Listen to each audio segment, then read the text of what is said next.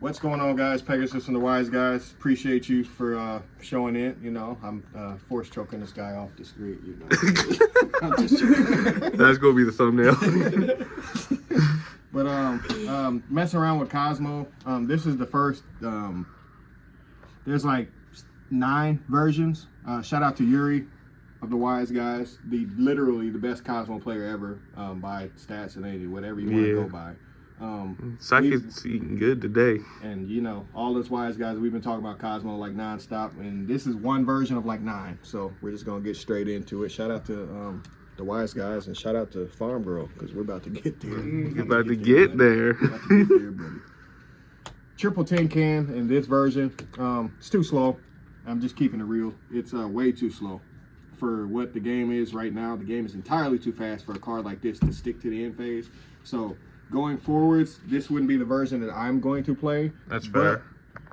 If you're playing a starter version, you gotta have tin cans, guys. And this obviously is triple foolish, and they roll some dice, and then you get lucky and you drop a spaceship on their head. So drop a spaceship, mill 2. Thanks. You got Mr. Hotline Bling himself, Straw Man, Drizzy Drake. You pull a spaceship back on the field, or a level 5 monster, and you do some infinity plays if you wanted to, I guess. But yawn, you know, you're not going to your extra deck in this deck. But you are getting into a grind game and pulling big ass spaceships back onto the field. You said big ass. Big ass. One word. One big word. Ass. Big ass. Capital B. Sword Trooper and Farm Girl. Sword Trooper, obviously, to pull them back onto the field for the pilots. Is this what you're gonna focus on over tin can as well? With tin can and straw man. This is the main one, and then obviously it has a combo with a card that you'll see later on. But Farm Girl, if she lands, is game over. And that is just about all I got to say about that. Wicked. Darth Maul. Shout out to Darth Maul.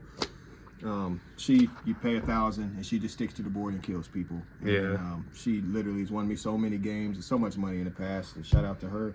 Verdunkler, that's a Dark Eclipser. And shout out to both of these. The boys. Go ahead and lay them out. The boys. With the card Duality, this can turn into a Mechaba. This can turn into Cyber Twin. So like, when I say there is so many ideas for Cosmo that it's not even funny, I literally mean there are so many ideas for Cosmo that it is not even funny. There's that. We could just keep going. All these. So there's certain ideas that we can play. Ubel is definitely one version. Definitely playing more Cosmojo, but we'll get into all that. And then playing crazy cards like this. But Ubel is the crazy one. You can play it like a shifter deck. You can play it to try to land. You can play it to try to go second and land on people. And then if Farm Girl hits people, you know, if she hits people, she hits hard. So 45 to the head.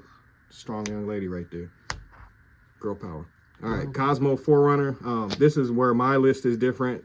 Obviously, you usually wouldn't play Forerunner because it didn't do a whole lot. It just was untargetable. But, you know, Cash Tier staring this down is hilarious to me because they struggle to get around it a lot of the times. Oh, damn, it's 2,800 attack.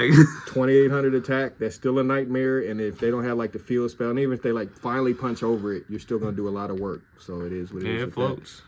Slip Rider, I'm only playing 1 in this. I don't like to see multiples. I think that's all you need, honestly. Not quite what it was. That's all you need. You only really need 1.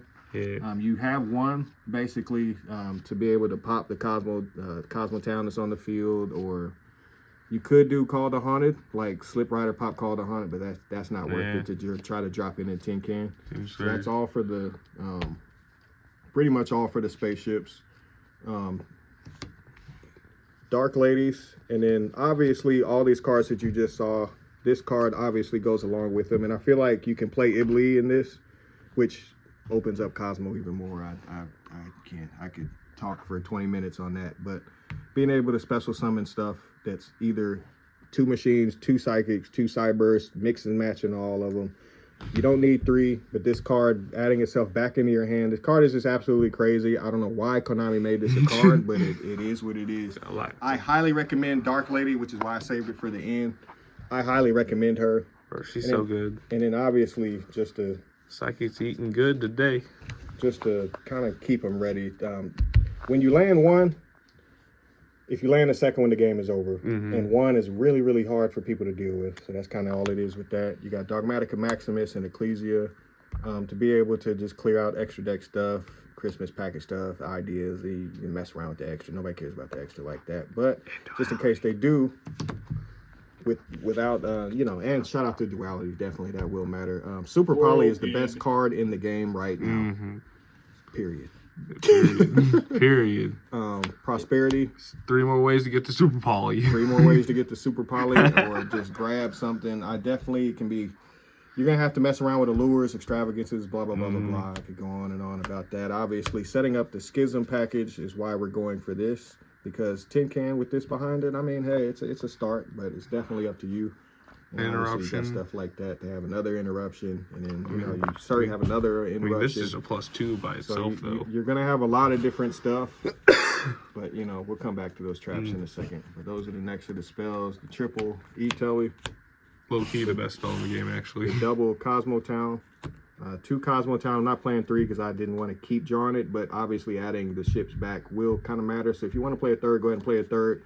Shout out to the gold rares. The gold rare is definitely the best version to look at. I don't know.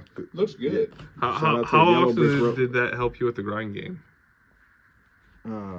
When I played 2, not quite as much. When you play 3, it'll help a little bit more, but you don't need to grind. And if you do grind, Strawman is more important to grind, I guess is the best way to answer that. Wanted to touch on these 2 cards. Whenever you're opening any of these, you're searching for a higher machine that literally has the same attributes. So you're basically going to be able to summon out one of these, get straight to it, and I don't know why in the world this wasn't a Cosmo card. It doesn't make sense, and Konami didn't make a whole lot of sense with that, but Yeah, it should just say Cosmo Rival. I don't know why it didn't, but Konami's Konami, so shout out to them. The thrust for all the cards that you've seen thus far, and in the side deck, and it's just all over the place. Cosmo stuff is really, really strong with this, but I just don't know about this because this is bad going second. True. And then obviously with the thrust, and then the thrust target that I like to play is reasoning. I wish this would come back to 3 because then I would just play like the Offering to the Doom build or something crazy like that and just wipe people out. The extra is the 15th card. You're trying to figure it out. Could be like a something fire related, maybe Armorized right here. Another Super Poly target, another Dogmatica Punishment target. Omega. Definitely Omega. Probably Omega is probably the correct card just to be able to handle what they got going on. But the rest of this stuff, Intis, setting up your Shadal Schism. And then with that, I wanted to talk about the Shadals really quick. And the App Clone. That, and the Construct. Definitely foreign.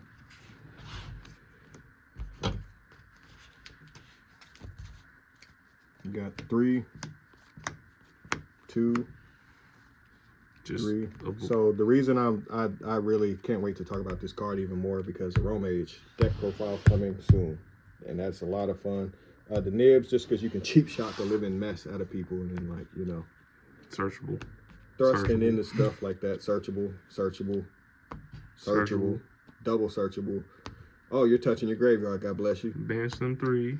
Harpy's Feather Duster. I mean, really, this card is insane right now. This is why we're doing you can set this card up, get into your Nadir stuff, and then go grab this later on, dump it off. You can do all kind of shenanigan plays. Shout out to the branded Dogmatica player holding the camera. He knows how to do it. So we're going to have all kind of that stuff going on. But definitely double Lightning Storm, Harpy's Feather Duster, and Obelisk the Tormentor is how we're going to end that. Fist of Fate. But yeah, again, there's a ton of versions. I could talk for 30 minutes. It's too much. It's too much content, so it's more content coming. More content coming. We're gonna end with force choking him after I dap him.